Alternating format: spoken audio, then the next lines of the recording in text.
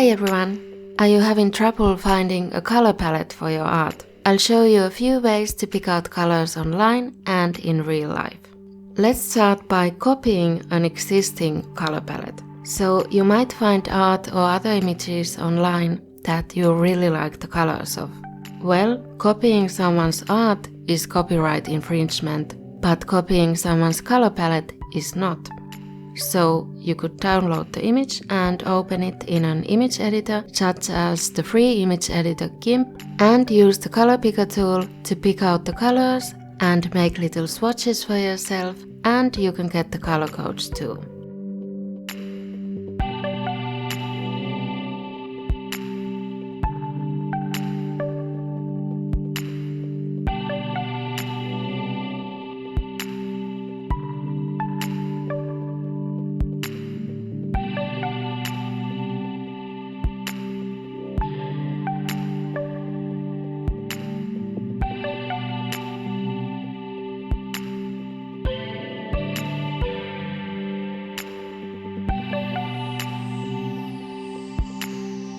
Or just find a website that does that for you and gives you the color codes or the swatches.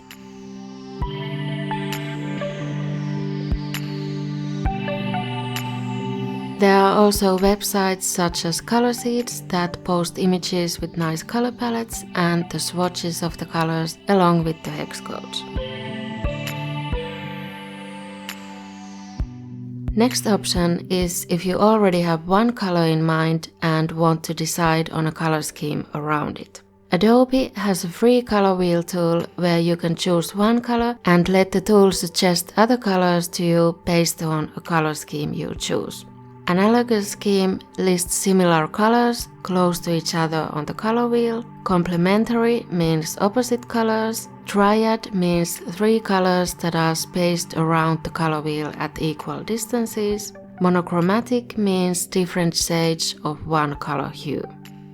How about if you see a nice color palette in real life?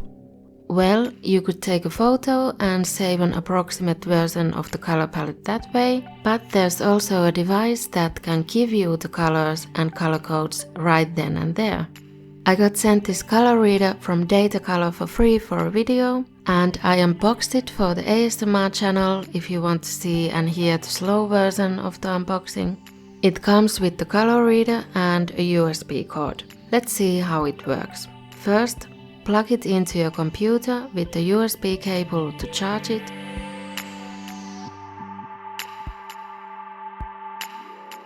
After charging it for a while, download the ColorReader app on your phone.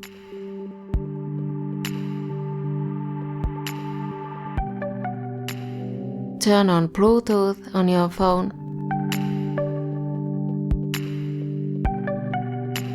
Press the button in the ColorReader next to the USB outlet to wake it up.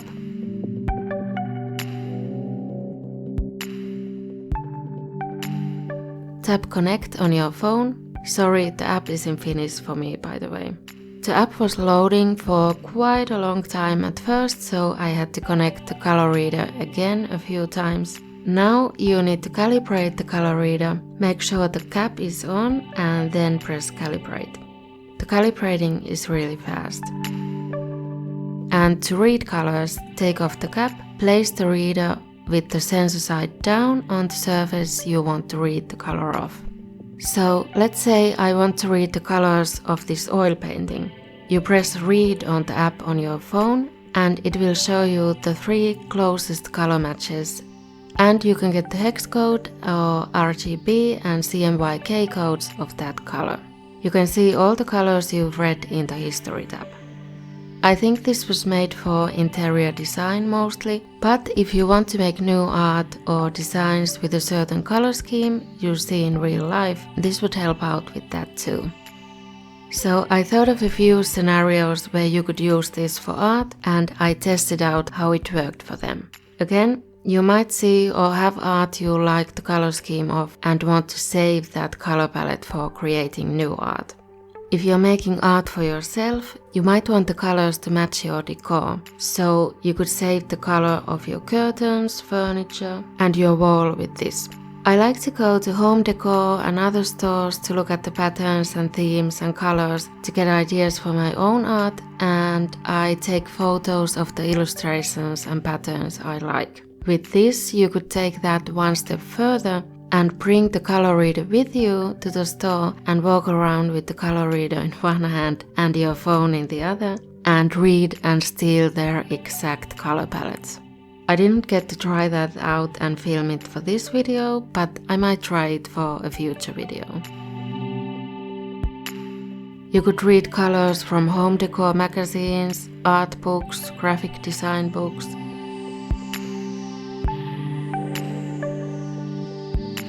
I also thought that maybe you can even get colors from outside, from nature, this way. So I tried reading colors of some flowers and leaves outside. Some of the colors it read turned out to be darker than they looked in real life, so I'm not sure it necessarily works well for plants outside. I'm not sure how much of that was to lighting and how much that it's probably not meant for getting colors from living plants anyway. It is an interesting device though, and I do want to try it out for some future art. So you can use the exact color codes you get with these methods on digital art or designs, but how do you translate it to traditional art? One way is to print out your color swatches and then test out and try to match your paint mixes, etc. as close to them as possible by painting next to the swatch or even on top of the swatch. I'm usually not that precise, so I might just follow a color scheme on screen or swatch the approximate colors in my sketchbook and try to follow those. But in some cases, you might want to follow a certain color scheme more closely. For tips about selling your art through print on demand, click on the videos on the screen. Thanks for watching. Bye!